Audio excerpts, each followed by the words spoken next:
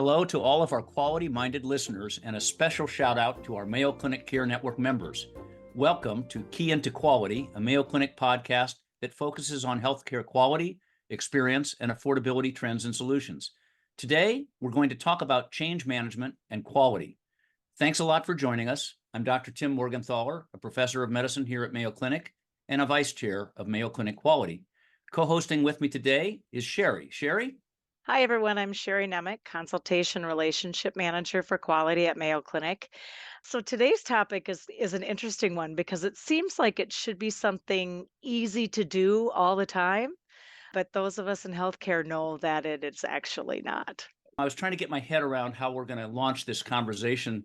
Last night, I was heading out to my car. I had a little late meeting, and I got to my parking ramp, and I call it my parking ramp because I have parked there for 20 plus years. And I noticed a sign on the door that said that my parking lot would be closed permanently as of October 18th. And I was What? just like, what? I was crestfallen. I mean, I've parked in that ramp for 2 decades. It's worked great for me. I know exactly when do I have to leave home to be parked in the ramp and get to work. But now, in order to make some progress on some new advanced building projects that are part of the big vision for Mayo Clinic's growth, the parking lot's going to come down. And more importantly to me, my habits are going to have to change. And I'm already thinking about how this change will affect my morning and my evening routines. And will there be enough room for me? And what will the traffic flow look like? And will it take me longer to get to work and home? All those kind of things. And that kind of thought made me think of quality improvement because nobody is against better quality. I've never seen Right. anybody against it. And actually, quality improvement is about change. So, well, maybe people are against quality improvement because I've often heard it said, I'm not against change. I just don't want to be the one who has to make the change. We want somebody else to change. And True. so I just want to welcome everyone to this important conversation today on leadership and the role that we play in motivating behavior change. Today, we're focusing on how leaders can inspire and guide people to not only understand what needs to be done to take the steps necessary to change their behaviors. And I think that we all recognize as leaders, it's one thing to have that clear vision or identify the right course of action, completely different thing to actually help people adopt the behaviors necessary to achieve it. And a lot of cases, the challenge isn't about knowing what you should be doing, but enabling and leading people through the change process. So the real life example that we're inviting our guests to talk about today, where it's particularly evident, is in the area of hand hygiene. Now, the science and guidelines about hand hygiene are not new. They've been well established No. for a long time. Hand hygiene is one of the most effective ways to prevent the spread of infections in healthcare settings. We've known that since the days of Semmelweis. Yet, despite knowing this, many healthcare systems historically struggle with consistently adhering to proper hand hygiene practices. So today, we're going to explore strategies, both successful and unsuccessful, maybe, that have been used to help improve hand hygiene compliance. And we'll talk about those techniques with some colleagues from Mayo Clinic in Jacksonville. So our guests today are colleagues from the Jacksonville campus. Dr. Melissa Cortez is a hospitalist at Mayo Clinic Jacksonville, and Adam Whitford is an infection preventionist with the Department of Nursing. Welcome, you two. Yes, welcome. And I wonder if maybe, Dr. Cortez, could you just tell us a little bit about yourself and your roles within the space of infection prevention and hand hygiene improvements at Mayo Clinic, Florida? I mean, actually, start before that. How is it that you've come to be one of our colleagues in Mayo Clinic? Hi, everyone, and hi, Dr. Morgenthaler and Sherry. So, yeah, I will tell you a bit about myself. I'm a hospitalist here at Mayo Clinic, Florida, but I've been a hospitalist for about 9 years now. I was working out in the community, soon out of residency, and then about 3.5 years ago, I joined the group here. And maybe a few months ago, when the role of physician champion for the hand hygiene work group became available, I was thrilled and I was able to join Adam on this great endeavor of providing hand hygiene education to all areas of the hospitals, including our outpatient clinics. And really, I've been acting almost as a liaison to our providers, in particular the residents, and offering them education either in person while we're rounding or even with lectures and things of that sort. So, Wonderful, wonderful. Adam. Tell us a little bit about your journey to Mayo and your current role. Yes, so I came on to Mayo about 2 years ago. Before that, I was the lead epidemiologist working for the Florida Department of Health for the 6 counties actually west of here in North Wow. Florida. And so I worked primarily with a lot of critical access and rural hospitals with the infection preventionists there.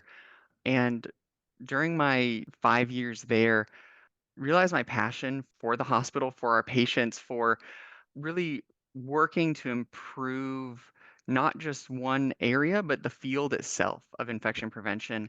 And so about 2 years ago, a position opened up on the infection prevention and control team here at Mayo Clinic in Florida.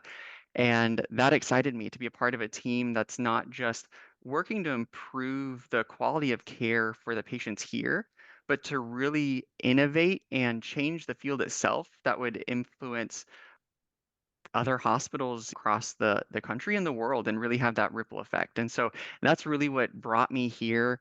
And so now I work on a team with other infection preventionists. When I came on, each of us has different areas of the hospital, different responsibilities. We work together. And one of the areas that I stepped into that became my responsibility was being the co-chair of the hand hygiene work group. And so that was sort of what brought me into this space. It's one of those things that as an infection preventionist, we're all passionate about and focus on. It seems so simple, but it's so foundational to preventing infections and protecting our patients while here in the hospital. And so that's really what kind of my journey of coming here, joining Mayo Clinic in Jacksonville, and then specifically spearheading and working with amazing physician leads. When I first came on, Dr. Cowart, and now Dr. Cortez on improving hand hygiene here in Mayo Clinic, Jacksonville. Wonderful. So, Adam, let's dig into that a little bit. So, start to talk about the work group's journey over the past couple of years to improve hand hygiene and what kind of efforts have you been involved in? Yeah, so just to give a little background about our hand hygiene program, really from the beginning of 2019 until 2023, about May 2023, was fairly consistent. The hand hygiene work group itself was established at the beginning of 2019, and it's a multidisciplinary group of subject matter experts, key stakeholders. We'll have representatives from units and service lines that aren't achieving certain compliance standards with hand hygiene, and we'll meet together once a month. And so that was something that was established back in 2019. And with that, that's also when we started our program of monitoring hand hygiene compliance through our security cameras. So that was something that was established back then. I know one of the issues that is always on our minds when we're thinking of hand hygiene compliance is the Hawthorne effect. People don't behave the same way when they know they're being observed. And so that was something that was addressed then. And there was a lot of amazing work, but the program was consistent through that time frame. And so when I came on and joined the team with Dr. Jennifer Coart, she in December of 2022, our compliance was actually at an all-time low. Our hand hygiene compliance had been fluctuating. We had a lot of improvements with our program, but one thing that we saw is that it wasn't consistent. It would ebb and flow. Some months there'd be a lot of focus, it'd do well, then other months it would drop. And in that December of 2022, when I came on and partnered with Dr. Cowart, it was at a low.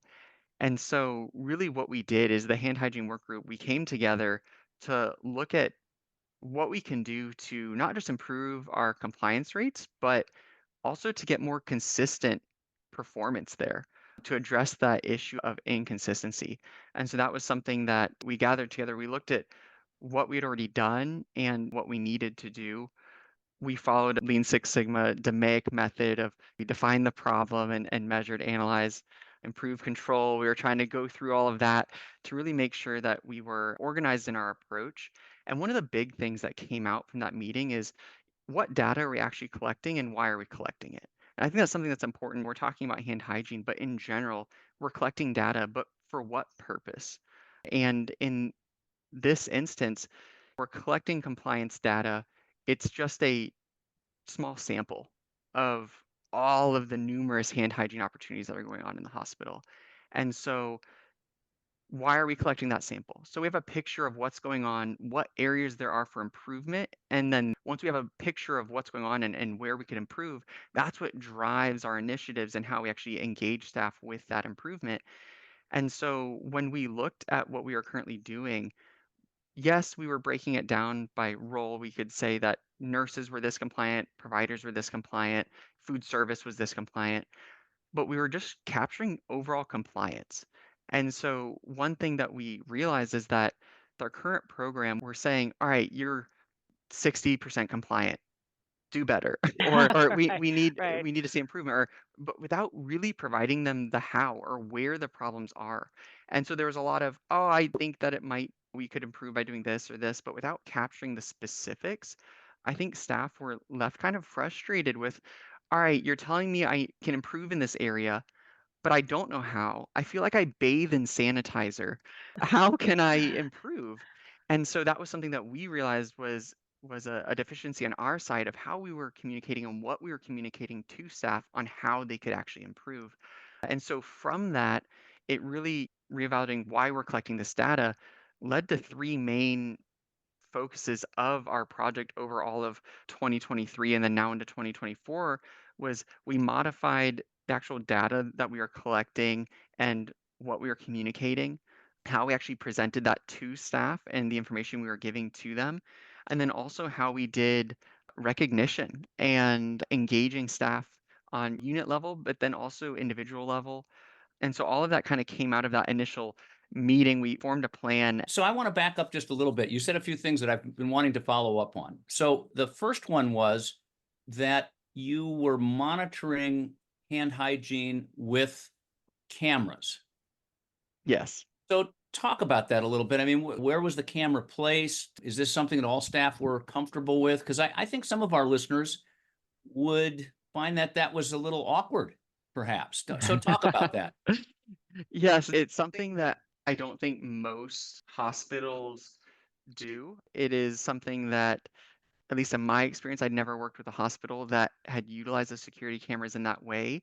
But we have security cameras throughout all of our inpatient units, our emergency department, our hybrid care unit, and they are there for security purposes. And it was a partnership that we worked out with security, recognizing our need for improvement. This was back in the beginning of 2019 when all this was put into place. It was a partnership with them to essentially utilize those security cameras for hand hygiene compliance auditing. And are Uh, these security cameras predominantly outside the patient's room or inside the yes. patient's room, or where are they located? Yes, so they are outside the patient room. That is one point of clarification. There is evidence that we have WHO's 5 moments for hand hygiene that involve opportunities before going into patient care, after completing patient care, and then obviously all throughout the patient care. But there is evidence out there that getting that data on hand hygiene compliance before engaging in patient care, then after completing it, is a good proxy for hand hygiene in general.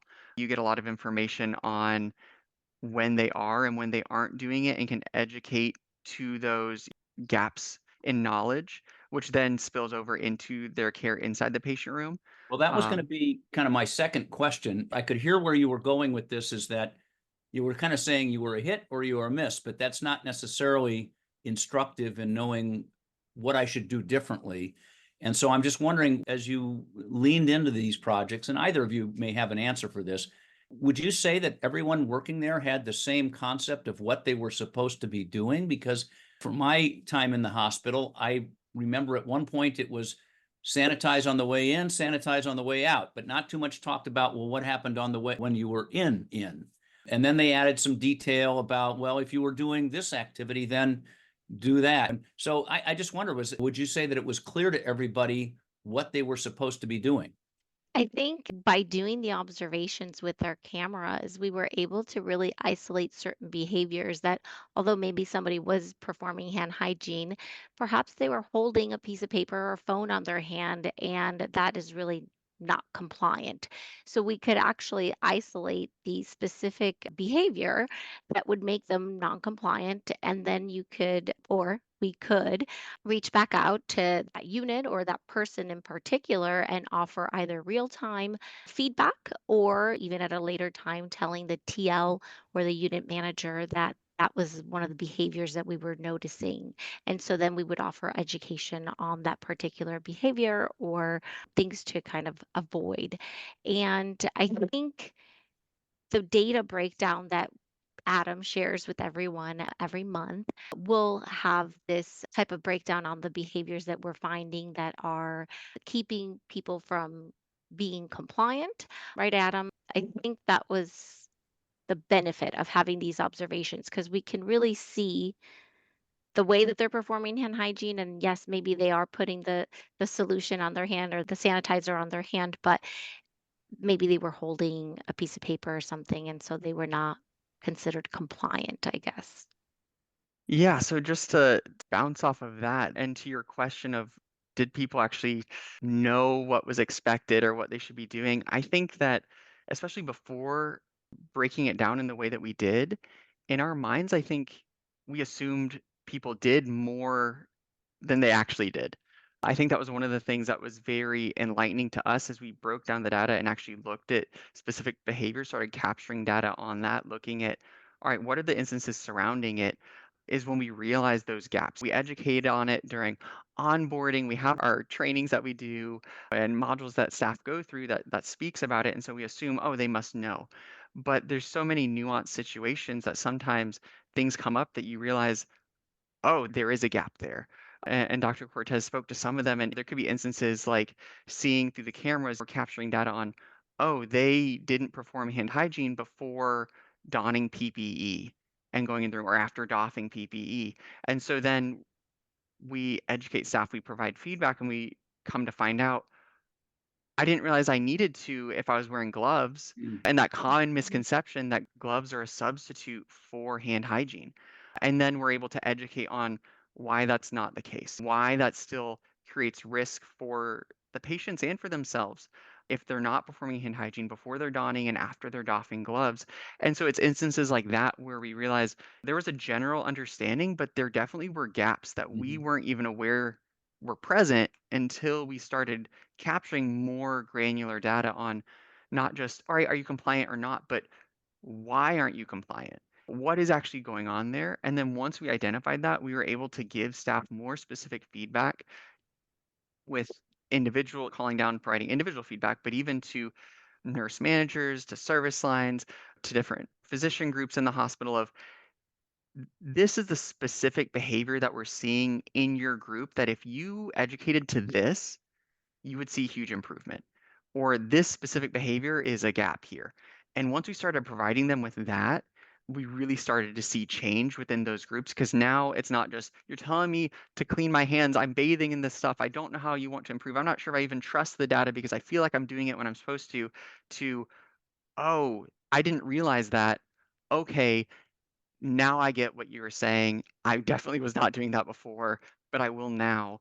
And so then we saw that change when we actually provided them with the information they needed to change. And that was a big part of something that we had to reevaluate with ourselves. We weren't giving them the information they needed to actually improve.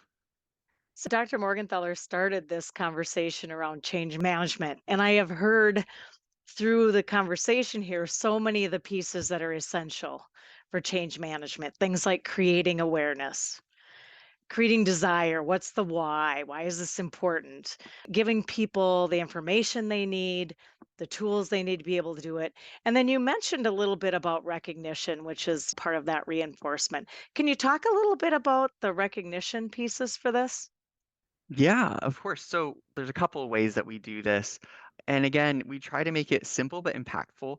Just, I think our thoughts on this project in general from the beginning was doing something that anybody could really do. We were looking at how we could recognize staff, and one of the things we did is we have a little trophy, and we recognize the unit in the hospital that has the highest compliance each month. And so that trophy sort of migrates to different units depending on who has the highest compliance each month. And that's overall compliance rate for that unit. And then we get a picture of all the staff together on the floor holding the trophy, and we post that in a staff newsletter that goes out. And so that's one way at sort of a group level. We try to acknowledge that, and it creates some healthy and good Yeah, competition sure. between units. But then one thing that we also started doing with this was when our auditors are watching through the security cameras, they start to identify certain people that are amazing. They clean their hands when they need to, when they don't need to. They're always on top of it. They're very consistent. And we wanted to recognize those people on the individual level too. And so at Mayo Clinic, we have a program, it's called the Above and Beyond program.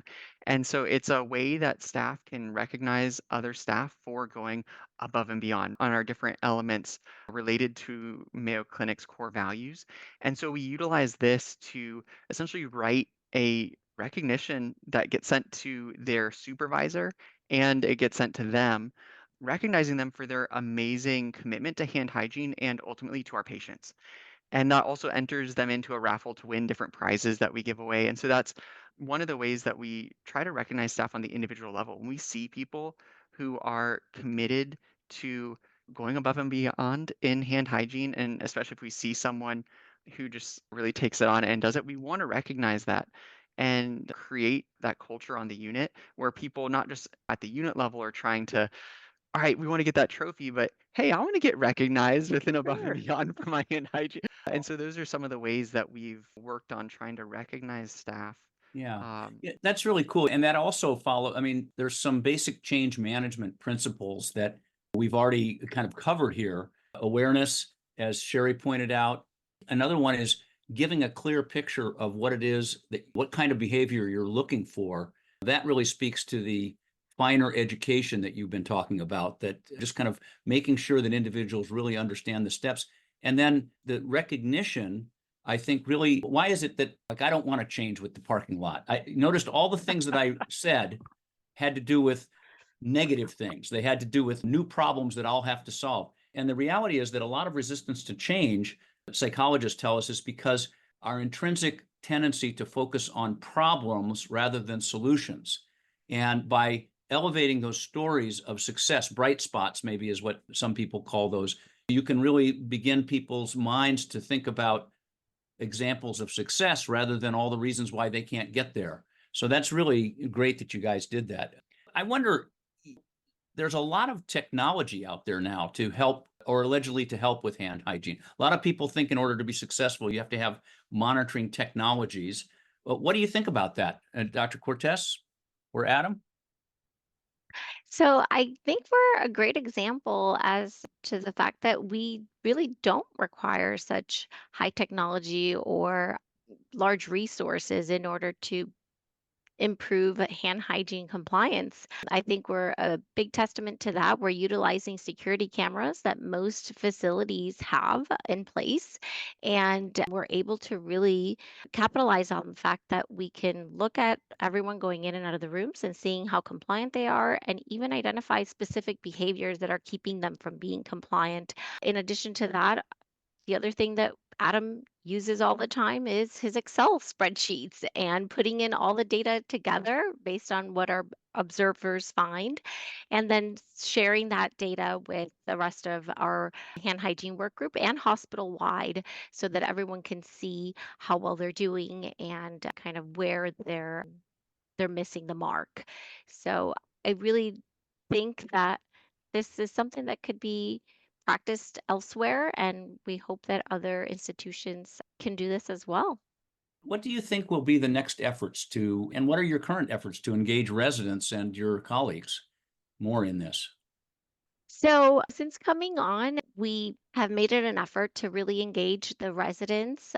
The first thing I would say, practice what you preach. When I'm rounding with them, we go over hand hygiene practice and the proper way of doing things. And I also model good behavior in front of them so that they see me doing it and they will surely follow. Another thing that we're doing is Adam and I have actually reached out to all of the residencies and their chairs and have scheduled some lectures for the residents in particular. Our goal is to really reach the residents with a hand hygiene lecture at the beginning of the year, so in July, and then maybe a little refresher lecture in the second half of the year. We aim to discuss proper hand hygiene practice, but also we want to let the residents know how they're being observed and how they're being monitored, because if they know how they're being tested, then they'll surely pass the test. Right. So we need to let them know that there are cameras watching you, and maybe when you're walking out of the room, consider utilizing the hand hygiene dispenser outside the door so that they can clearly see you. And so I think a lot of the times when they start here, they don't realize that there's cameras and observers watching their hand hygiene practice. So by letting them know how they're being monitored, I think it's very helpful for them to be compliant and to be cognizant of being compliant. One of the things that Adam mentioned earlier, and either one of you can respond to this, is the challenges historically of you take your eye off something and then it goes up a little, but then you take your eye off it, it goes down. So, what are you putting in place to help you not only sustain the gains that you've made, but continue to improve? One of the things that we did with this project was, like we said earlier, collecting data on specific behaviors and ways that they can improve so they know exactly what it is that they're doing and how. And then that also leads to the why behind it. Like in the instance I gave of gloves are not a substitute for hand hygiene, or, well, I left this patient's room, but I'm going back into the same patient's room. So I didn't need to clean my hands, but not thinking about the fact that we create sterile environments in the hospital, but we do not live in a sterile environment, that Right. there are germs and pathogens everywhere. And so you could be bringing that out of the patient's room, spreading it throughout the unit, bringing it back. And we have to be considerate of that. And that's one of the things that we identify those behaviors. And then what do we do with that information? We give them monthly reports and breakdowns of these are the specific behaviors we're seeing. But then with that, we do brief, simple, one-page education, essentially flyers that could go in staff areas, their break room, huddle room for staff on the floor, that addresses the most pertinent issue of the month. And that comes from the data that we're collecting. And so that's something that on a monthly basis, they're getting a little reminder of hand hygiene, the importance of it, whatever that may be. And that's something that keeps it also fresh on their mind. I think with hand hygiene in particular, you don't see the effects immediately of it, both good or bad. And it's something that seems so simple, so basic with all of the priorities and things competing for our attention, our time, our efforts here in the hospital. It's something that requires that constant reminder in order for it to be consistent. And so that's one of the way of continuing to engage staff with that monthly education, which is something that's simple. It's not something that's going to take a ton of time or resources, but we can send it out to the different service line and unit managers that they can post and share with their staff. We continue to send out the data monthly with that breakdown to our units, which then gets talked about in staff meetings and huddles. And that also goes to our senior leadership as well. And so they see that data so that we can have continued support in our program. They see the effects that this is having on the hospital, the positive impact this is having on our patients. And then that helps to ensure continued support Sure. of the program because they see the actual benefits of it. And so that's something that we continue that communication so that we can continue to engage staff, keep it at the forefront of their mind, and then also to continue to engage our leadership who then can support the program. We're getting towards the end of our podcast, but I just wonder, to those who may be listening to us, let's say they haven't really changed their hand hygiene program for a long time and they're not happy with their results. If you were going to give them one word of advice about what they might do differently, what would it be? Yeah, we're putting you all on the spot right now. Well, I guess there's more than one word that we would probably recommend, but I would say Our observations are really key because it really helps us identify the problem behaviors and target those behaviors with education campaigns, the monthly campaigns that Adam talked about, or even real-time feedback when our observers will call directly after they witness the behavior on camera, and that person is provided with real-time feedback and education. So That's great. It's also not a one-word response, but I think the big thing that kind of we took away from all of it, and something I think that anyone could ask in their given situation is, why am I collecting the data that I am, Mhm. or what data am I even collecting to begin with? And then how can staff actually improve? How Sure. can we actually see that improvement? And that's something that I think we can get lost in the, all right, we're collecting all this data or trying to get all this improvement, but how can staff actually improve? And then are we collecting the information and then communicating the information that's actually necessary for that? I think that was a big piece of it, of just getting back to the basics of looking at, okay, you haven't made any changes, you're kind of stuck in a rut. What is it that we're collecting right now? And how can staff actually improve? Do we even know how staff can actually improve? If not, then that's a good starting place Yep. there. And so I think that's what, more than one word, certainly, sorry, but I think Good. that's where we can all start and look at it with whatever we're working on. Thank, recognizing the shining stars, right? Because I Yes. think by recognizing everyone's good behavior and proper hand hygiene compliance, I think that really empowers them and gets them excited about the topic, and they'll go back and speak to their colleagues and maybe remind them to always perform hand hygiene, or at least maybe even offer some education on how to do it properly. So I just want to thank both of you and express our gratitude for devoting your time to have this conversation with us and share your wisdom and your experience with our listeners. But we have come to the end of our podcast. We're really glad our listeners could join us, and we hope that the information that's been provided has been insightful and valuable. Again, this is Mayo Clinic's Key into Quality, which is a podcast that aims to highlight some of the first steps in addressing important quality challenges in your organization. Our goal is to improve quality for patients and the populations that we all serve. If you enjoyed this podcast, we'd be grateful if you left us a review on Apple Podcasts, a rating on Spotify, or feedback wherever it is that you listen to us. You can also follow us on your favorite podcast platform. And please let others in your organization know about the podcast so the information can be spread. Until next time, goodbye.